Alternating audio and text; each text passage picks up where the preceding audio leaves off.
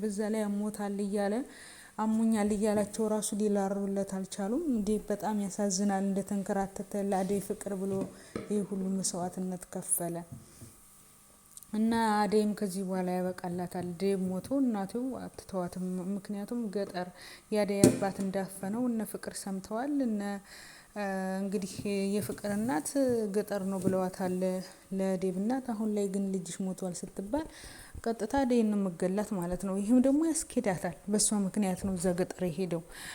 በሷ የሷ አባት ነው ያገተው። እውነት የአደይም ህይወት ከዚህ በኋላ ዴብ ከሞተ ስለሚያበቃለት ዴብ መሞት የለበትም። እንደምንም ብለው መድከሙን ሲያወት ወደ ሆስፒታል እንኳን መውሰድ ነበረባቸው።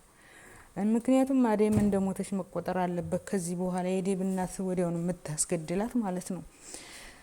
ወይኔ ዶክተሩ በጣም ተጨንቋል በአደይ መጥፋት ስልኳን ባለመስራቱ። እንግዲህ እነ ሌሊ ቤት ድረስ ፍቅር ያንከራትታል ለፍቅር ብሎ እዛ ድረስ እየሄደ ነው። ባቡሬ ደግሞ ሌሊን የሚቀማው መስሎት ለምን ቤት መጣ ብሎ አስደነገጠው ማለት ነው። ምንድነው ቅናት ግን? ሰው የምንወዳቸውን ሰዎች እኮ ግዴታ መቅናት አይጠበቅብንም አይደለ? ያን ሰው ማመን ነው እንጂ እኛ ጠብቀን ልናድነው አንችልም። እና ባቡሬ ተረጋጋ፣ ጥሩ ሰው አልነበርክ እንዴ?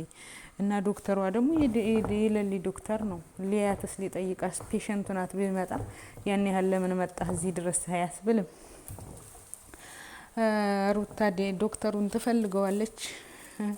እሱ ደግሞ ሁለተኛ አይንሽ እንዳላይሽ ያላት፣ እንዳትመጪ ጉዳይ ከሌለሽ እንዳትመጪ አንቺ ማየት አልፈልግም ማለት። ሩታ ያፈቀረችው ልቧ እንግዲህ የደነገጠባት እነ ሌሊ ቢረጋግታው ነው። ያችን ቀን ታስታውሳለች። እሱ ግን ረስቶታል። ወንዶች እኛን ካልወደዱና ካላፈቀሩን እኛን እስተነ መፈጠራችን ነው የሚረሱት። ይሄንን ማወቅ አለባችሁ ማለት ነው። እሷ ግን የደነገጠችበት ቦታ የተዋወቀችበት ቦታ ስታዩ በጣም ገረማት። እሱ ግን ስላላፈቀራት ስላልደነገጠላት ምን ነበር አላስታውስም ብሏት ሄደ። ያናድዳል። ሩታ ራሽን ጠብቂ። ሩታ በጣም ጥሩ ልጅ ናት። ስለዚህ የማይወድሽ ሰው ጋር ጊዜሽን አታጥፊ። ጊዜ ወርቅ ነው እና ወንድ ሲለማመጧቸው አይፈልጉም ማለት ነው። እውነት ሩታ ግን ለዶክተሯን ሰው ነው ባለ ፍቅረኛ ያላትን አደይን ከሚከታተል ምን አለ ቢረዳት ፍቅር ምን አይነት እንደሆነ። እሱ ራሱ አለ ምክንያት አይደለም እነ ሌሊ ቤት ድረስ የመጣው እኮ ፍቅር ፍለጋ ነው። ግን ሩታ ደግሞ እሱን ብላ ዶክተሩን ብላ እዛ ስትሄድ ምን ልትሰሪ መጣሽ አለ ምክንያት። እና አንዳንዴ ለምንድነው የኛን ብቻ የሰውንም አንረዳው? ይገርማል የሰው ነገር ማለት ነው። ለማንኛውም አሁን ዴብን ነው ያናደደኝ። የዴብ መሞት ነው። እኔ እናንተ እስካይስ አላናደዳችሁም? የዴብ መሞት በጣም ነው ያናደደኝ እኔ ማለት ነው።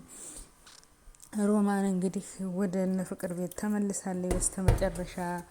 ግራ ይገባል እንግዲህ በአጋጣሚ የገባችባቸው ሰዎችም ጥሩ እድል አላጋጠማትም። በዛ ጊዜ እንግዲህ ተመልሳለች። እንግዲህ ፍቅር መቼም ጭቅጭቅ ይሻለኛል ብላለች። የፍቅር ጭቅጭቅ የተለመደ ቢሆንም መመለሷ ደስ ብሎናል እኛ ሮማን። ምክንያቱም አሹ ያሳዝናል ማለት ነው። እሷን ብሎ እናቱን ጥሎ ነው የመጣውና መስዋዕት የሚከፍልላት ሰው አለ። ቢያንስ ፍቅር ባትወዳትና ስርዓት ባትናገራት ማለት ነው። የፍቅር እናትም አንድ ቀን ተናዳ ብትናገራት ያጋጥማል። ግን እሷ እንደውም መልካም ሴት ናት እና የሌላውን ቤት አይታ መምጣቱ አሪፍ ነው ማለት ነው። እና ዳይመንድና ኩኩሻ የሚስማሙ ይመስለኛል። ዳይመንድ አሁን በረድ ብሏል፣ ፈርቷታል ማለት ነው። እስከዛሬ ሲያያት እንደዛ የሚሳደብና የሚያጥረገርጋት ዛሬ ሲያያት በትዕግስት ነው ያወራት እና አንድ ቀን ተፈነከተችው ወዲህ ድጋሜ ከሷ ጋር መሳፈጡን ተወ ማለት ነው። ምክንያቱም ፈራት። ከአሁን በኋላ የሚፋቀሩ ይመስለኛል። እናንተ እስከስ ዳይመንድና ኩኩሻ እና እንግዲህ ፍቅር ግን ገብቷታል ቀለበቱን እንደወሰደችው ቤዛን ጉሮሮዋን አንቃ ታመጫለሽ የእናቴን ቀለበት አንጪ ካልሆነ አንለቀቅም እያለቻ ነው። ዳኒ አሁን ለእውነት እኮ ነው እውነት አይተሃታል እህትህ እንደያዘችው ዳኒ ራሱ ፍቅርን ልግደል አለ ማለት ነው። ቤዛ ምንም ያህል ብትወዳትም እህት ብትሆንም ግን ስህተት እየሰራች ዝም ብላ ለፍቅር አሁን ሀቅ አላት። የእናቷ ቀለበትን ማስመለስ ትችላለች። ስለዚህ በፍቅር ላይ ዳኒ አሁን መጮህና ፍቅርን ልግደልሽ ማለት ስህተት ነው። ተወዳት የለም ደግሞ ፍቅር ምንም አላጠፋይም። ዛሬ እየወሰደችው ብኝ መልሱልኝ ያለችው እና ስለዚህ እህትህ ብትፈራትም እህትህ ሌብነትና ተንኮል ብታስተምርህም አንዳንዴ ሀቅንም አንተ ንገራት፣ ምናልባት ትመለስ ይሆናል ከ100% አንድ ብዬ ተስፋ አረጋለሁ። እናንተስ?